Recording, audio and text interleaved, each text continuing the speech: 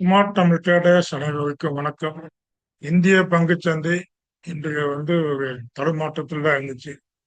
50 ஆரம்பத்துல 24,000 புள்ளிகளை தொட முயற்சி செய்த போதிலும் வலுவான எதிர்ப்பை சந்தித்து 23,900 புள்ளிகளுக்கு கீழே சரிவை சந்தித்து முடிவடைந்திருக்கு. அதே போல பேங்க் நிப்டியுமே கச்சா எண்ணெய் விலை உயர்வால் பணவீக்கம் அதிகரித்து ரிசர்வ் வங்கி ஆர்பிஐ வட்டி விகிதங்களை உயர்த்தக்கூடும் என்ற அச்சத்தால் பேங்க் நிப்டியும் 500 பாயிண்டுகளுக்கு மேல பலத்த சரிவை சந்தித்தது. அதே போல மற்ற துறைகள் எல்லா துறைகளுமே 90% மேல உள்ள துறைகள் எல்லாமே சரிவில் முடிவடைந்தன. Mid cap, small cap, metal, FMG, energy போன்ற முக்கிய துறைகளில் ப்ராஃபிட் புக்கிங் காரணமாக விற்பனை அழுத்தம் அதிகமாக இருந்தது. கச்சா எண்ணெய் ஏற்றம் உலகளாவிய பதற்றங்களால கச்சா எண்ணெய் விலை ஒரே நாள்ல 5% உயர்ந்து பேரல் ஒன்றுக்கு $93 இருந்து $94 என்ற அளவில் வர்த்தகம் ஆகின்றது.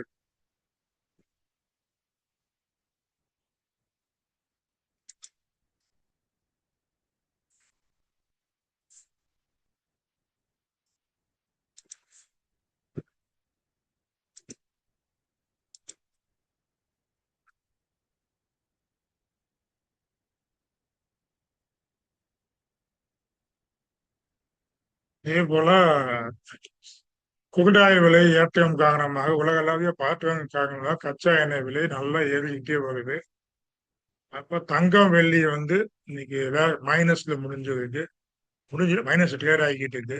கச்சா எண்ணெய் விலை உயர்ந்தாலும் தங்கம் மற்றும் வெள்ளி முறையே 1.5% 2% வரை சரிவை சந்தித்து இருக்கு. ரூபாயும் மதிப்பு இழப்பு ஆகிட்டு இருக்கு. அமெரிக்காவுக்கு டாலருக்கு நிகரான இந்திய ரூபாயின் மதிப்பும் தொடர்ந்து சரிந்து 96.62 அளவிற்கு வீழ்ச்சி அடைந்து உள்ளது. இந்த லெவலெல்லாம் பார்க்கும் போது மார்க்கெட் ஆனது நம்ம எக்கனாமிக்கானது கன்ஸ்ட்ரக்ஷன் பேஸுக்குள்ள போகலாம். போன வாரம் முடிய மிட் ஏர்லி ரெக்கவரி பேஸ்ல இருந்துச்சு. ஆனா இப்ப கன்ஸ்ட்ரக்ஷன் பேஸுக்குள்ள போகலாம் அப்படின்னு தோணுது.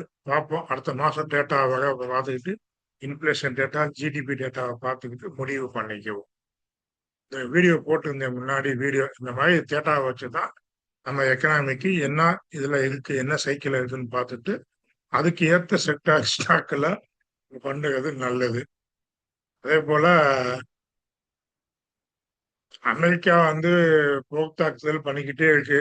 ஈரான் ராணுவ மையங்களை குறிவைத்து அமெரிக்கா தனது P-1 பூமர் போர் விமானங்களை பயன்படுத்தி மீண்டும் தாக்குதலை தொடங்கி இருக்காங்க. இது பார்த்தீங்க அப்படின்னா கச்சா எண்ணெய் விலை உயர்வு, தங்கத்தின் விலை சரிவு மற்றும் உலகளாவிய போர் பதற்றங்கள் மீண்டும் தீவிரம் அடைந்து வருவதால் இந்திய பங்குச்சந்தையில் மேலும் சரிவு ஏற்படுவதற்கான வாய்ப்புகள் அதிகமாக பார்க்கப்படுகிறது, தோன்றுகிறது. அதனால ட்ரேடர்ஸ் பார்த்து பண்ணிக்கோங்க. ட்ரேடர்ஸ் டெய்லி காலையில இருந்து சாயந்தரம் முடிய ஒரு சில சேனல்ல கூவுவாங்க, மார்க்கெட்டு மேல போயிடும் அந்த போயிருந்து. அது ட்ரேடிங் கான்செப்ட்ல பேசுவாங்க. நீங்க ட்ரேடரா இல்லை என்ன அப்படிங்கிறத பார்த்துக்கிட்டு அங்க பேசுறதுங்களா லைவ்ல பேசுறத புரிஞ்சுக்கோங்க. நீங்க லைவ்ல பல சேனல் வந்துகிட்டு இருக்கு. எல்லா சேனலுமே 5 பாயிண்ட் 10 பாயிண்ட் ஏறினா கூட மார்க்கெட் திரும்பிடுச்சு அப்படின்னு சொல்லுவாங்க. அதனால உங்களுக்குன்னு ஒரு டெக்னிக்கலை வச்சுக்கிட்டு கவனமா பார்த்து பண்ணுங்க.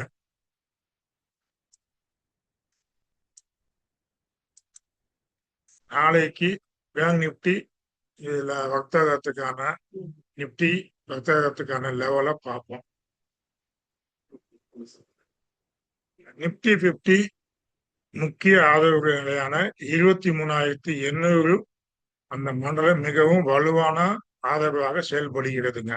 சந்தை மீண்டும் மீண்டும் இந்த நிலையை தொட்டு வருகிறது. டவுன் சைடு 23,800க்கு கீழே போச்சு அப்படின்னா 23,800க்கு கீழே சென்றது அப்படின்னா அடுத்த லெவலு 23,730 மற்றும் 23,670 வரை சரிய வாய்ப்பு உள்ளது. அதே நேரத்துல அப்சைடு 23,900 தாண்டி 23,980 மேல் நிலைத்து நின்றால், ஒரு 80 பாயிண்ட் நிலைத்து நின்றால் மட்டுமே 24,050 வரை ஏற்றம் காண வாய்ப்பு உள்ளது. இதே போல நிப்டியில மூவிங் ஆவரேஜ் எல்லாமே எடுத்துக்கிட்டீங்கன்னா 200 மூவிங் ஆவரேஜ் கீழே இருக்கு, 20 மூவிங் ஆவரேஜ் கீழே க்ளோஸ் கொடுத்துருக்கு, 100 மூவிங் ஆவரேஜ் கீழே இருக்கு. இப்போதைக்கு 50 மூவிங் ஆவரேஜ் மட்டும் சப்போர்ட் எடுத்து இருக்கு. இப்ப 200 மூவிங் ஆவரேஜ் கீழே இருக்கும் போது மார்க்கெட் வந்து பேரிஷ் தான். இப்போ 20க்கு கீழே வந்துருக்கு, 50 டச் எடுக்குது, திரும்புமா இல்லை கீழே வருமா அப்படிங்கிறத பார்க்கணும். மூவிங் ஆவரேஜ் செட்டப் ஆர்எஸ்ஐயுமே 50 கிட்ட இருக்கு. 2020 மார்ச்ல ஏற்பட்ட மாதிரி ஒரு சரிவு வருவதற்கு வாய்ப்புகள் இருக்கு. போன மார்ச்ல வந்த மாதிரி கூட வரலாம். 2020 வேண்டாம், இந்த 2026 மார்ச்ல ஏற்பட்ட இந்த லெவலுக்கு கூட மார்க்கெட்டு வருவதற்கு வாய்ப்புகள் உள்ளன. குரூட் ஆயில் விலை அந்த மாதிரி போய்கிட்டே இருக்கு.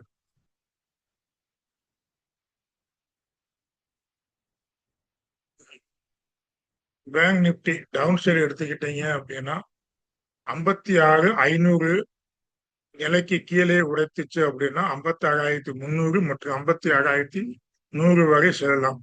அப்சைடு 56,700 நிலையை தாண்டி நகர்ந்தால் 57,000 வரை உயர வாய்ப்புகள் உள்ளது. சென்செக்ஸ் எடுத்துக்கிட்டீங்க அப்படின்னா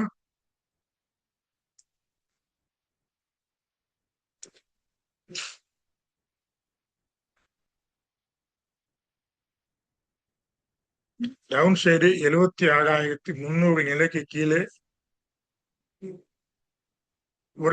கீழே ட்ரேட் ஆச்சு அப்படின்னா 76,100 மற்றும் 75,900 வரை சரிவடைய வாய்ப்பு இருக்கு. அப்சைடு 76,500க்கு மேல நகர்ந்தால் 76,700 77,000 வரை செல்லலாம். அப்புறம் முக்கியமா காலாண்டுகள் முடிவுகள் கொடுத்த நிறுவனங்களை பார்ப்போம்.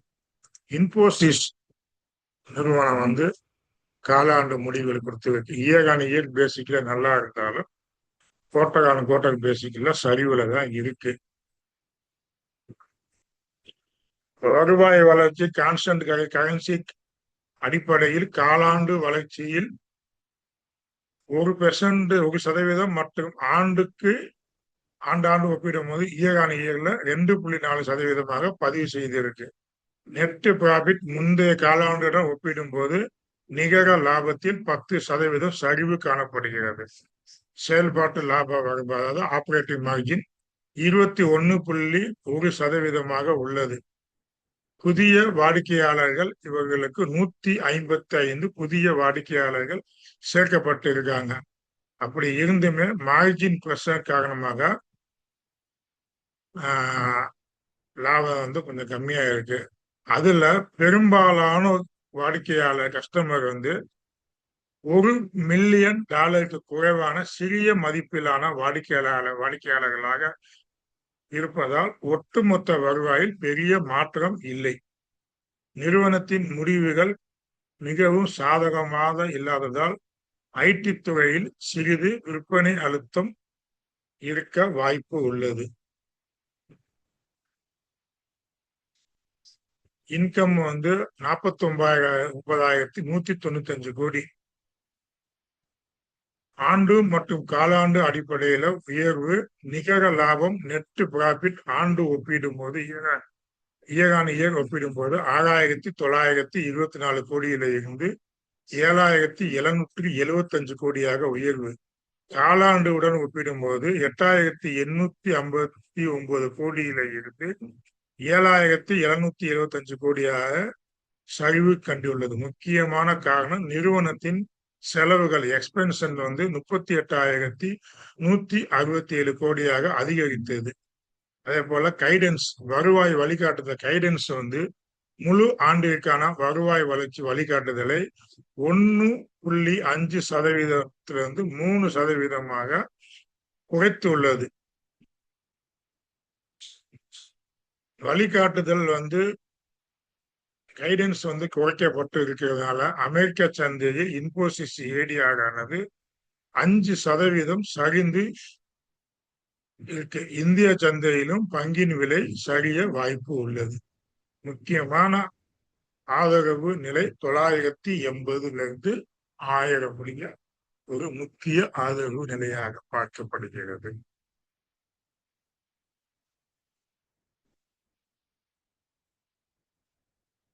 அப்புறம் இண்டிகோ நிறுவனம்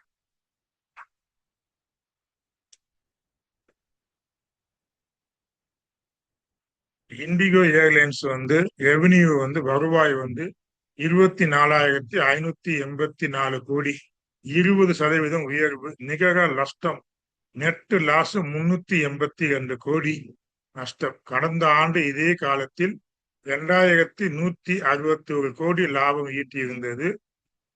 இதற்கு முக்கிய காரணம் கச்சா எண்ணெய் எரிபொருள் விலை உயர்வு மற்றும் ஜியோ பொலிட்டிக்கல் பதற்றங்கள் தான் இந்த நஷ்டத்துக்கு காரணம் அப்படின்னு சொல்லப்படுகிறது.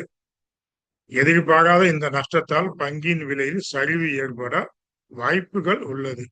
ஆனா இந்த புரோக்கரேஜ் நிறுவனங்கள்லாம் இதுக்கு எப்படி ரேட்டிங் கொடுக்குறாங்கன்னு பார்த்துக்கிட்டு அதுக்கப்புறம் முடிவு பண்ணிக்கோங்க. நீங்க பாத்துக்கோங்க, கச்சா எண்ணெய் எல்லாமே விலை ஏறிக்கிட்டு இருக்கு. அதெல்லாம் 2026 மார்ச்ல ஏற்பட்ட மாதிரி ஒரு சரிவு வந்து ஏற்படலாம். 2026 மார்ச்லயுமே கச்சா எண்ணெய் விலையானது பயங்கர உயர்வுல இருந்துச்சு. அதையும் நம்ம ஞாபகம் வச்சுக்கணும்.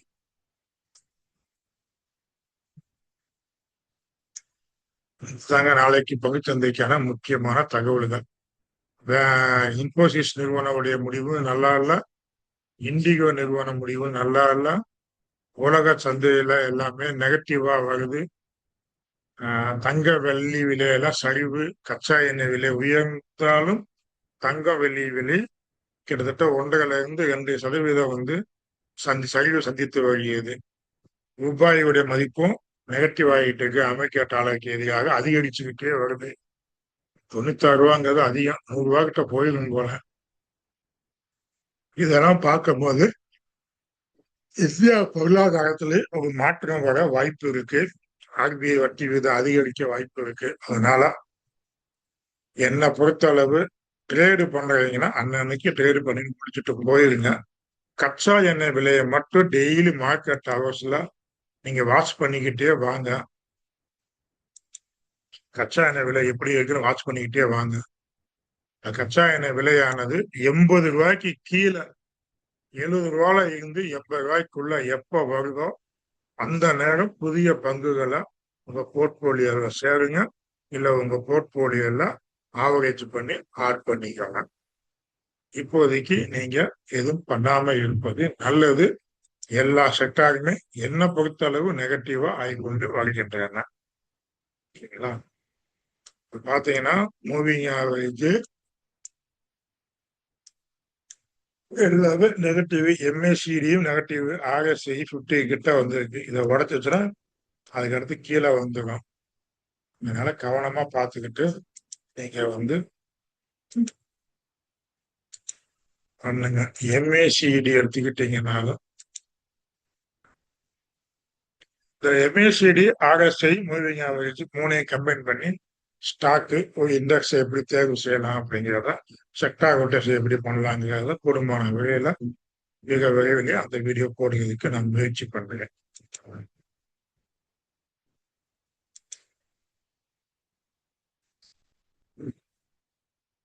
ஸ்விட்சர்லாந்து வந்து மேல இருக்கு, நெகட்டிவ்ல தான் இருக்கு.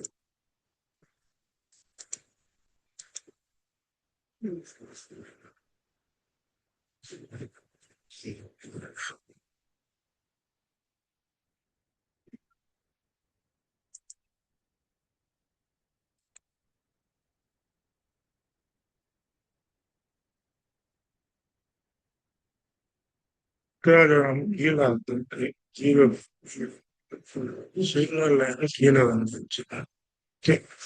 MACDயுமே உங்களுக்கு நெகட்டிவ் தான் காமிக்குது. அதனால கவனமா பார்த்துக்கிட்டு பண்ணிக்கோங்க.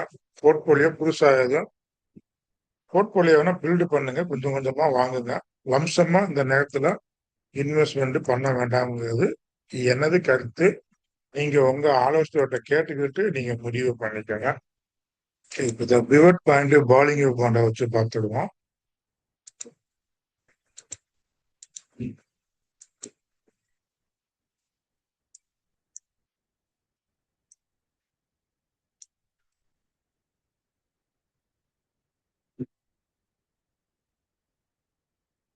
லோவர் பாலிங் பாயிண்ட் கிட்ட வந்து ட்ரேட் ஆகிக்கிட்டு இருக்கு. பிவட் பாயிண்ட்டுக்கு மேல இருக்கிறது சற்று ஆதரவு. 50 மூவிங் ஆவரேஜுக்கு மேல இருக்கிறது இந்த செட்டப் படி கொஞ்சம் ஆதரவு இருக்கு. நாளைக்கு இந்த 50 மூவிங் ஆவரேஜும் கீழேயும் டச் பண்ணிச்சுன்னா இந்த பிவட் பாயிண்ட் லெவல் முடிய 23,730 அந்த லெவல் தான் நம்ம சொல்லியிருந்தோம் வரலாம். இதை பிரேக் பண்ணிடுச்சு அப்படின்னா இந்த மார்ச் மாசத்துல நடந்த மாதிரி மார்க்கெட்டு ரொம்பவும் கீழே வரலாம்.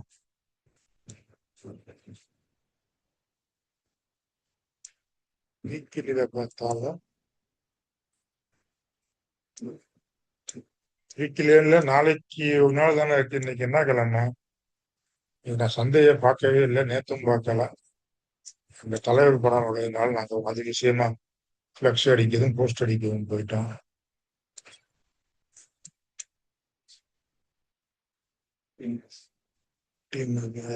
கீழே மிட் பாயிண்ட் விட்டு இதுக்கு மிட் பாயிண்ட் கீழே ட்ரேட் ஆகிட்டு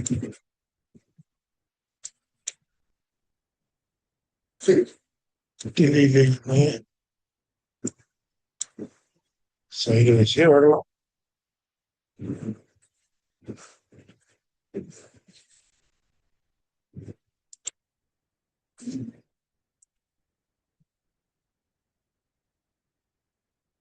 ஒண்ணு இந்த கேண்டில் நான் வச்சுக்கோங்க. அந்த கேண்டில் எந்த மாசம் கேண்டில் அப்படின்னா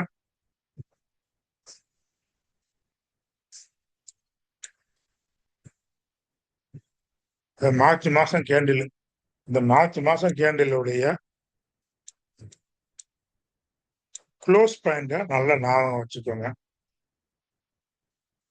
22,300. இத பிரேக் பண்ணிடக்கூடாது. பிரேக் பண்ணுச்சுன்னா ரொம்பவும் சாதகம் பாதகம் வரும். மேல வந்து கை பாயிண்ட் எடுத்துக்கோங்க. 24,900 24 ஓப்பன் பாயிண்ட் எடுத்துக்கிட்டு இந்த டோஜியை ரெஃபரன்ஸா எடுத்துக்கிட்டாலும் 24,600 இருந்து 24,750 அது வந்து ஒரு ஜோனாக இருக்கும். அந்த ஜோனை பிரேக் பண்ணா மட்டுமே இந்த பங்கானது மேல போகும். நிப்டியானது இல்லை அப்படின்னா சைடு வைஸ்ல போக வாய்ப்பு இருக்கு. ஓகேங்க, ரொம்ப நீங்க லென்த்தா போக வேண்டாம். இந்த தகவல் ஆல்ரெடி எப்பவுமே டெய்லி சொல்லுற தகவல் தான். டெக்னிக்கலா மார்க்கெட்டு இப்போதைக்கு வீக்கா இருக்கு. ஃபண்டமெண்டலாவும் மார்க்கெட்டு வீக்கா இருக்கு. எக்கனாமிக் நம்மளுடைய எக்கனாமிக் பொருளாதார சைக்கிள் மாறக்கூடிய சூழல்ல இருக்கு. அதனால உங்க அட்வைசர்கிட்ட கேட்டுக்கிட்டு நீங்க முடிவு பண்ணி கொள்ளுங்கள். வாழ்க வளத்துடன். இந்த வீடியோ உபயோகமா இருந்துச்சு அப்படின்னா பயன்படுத்துங்க. உபயோகம் என்பது வேற, பயன் என்பது வேற. ரெண்டுமே பண்ணீங்கன்னா கமெண்ட் பண்ணுங்க. வாழ்க வளத்துடன்.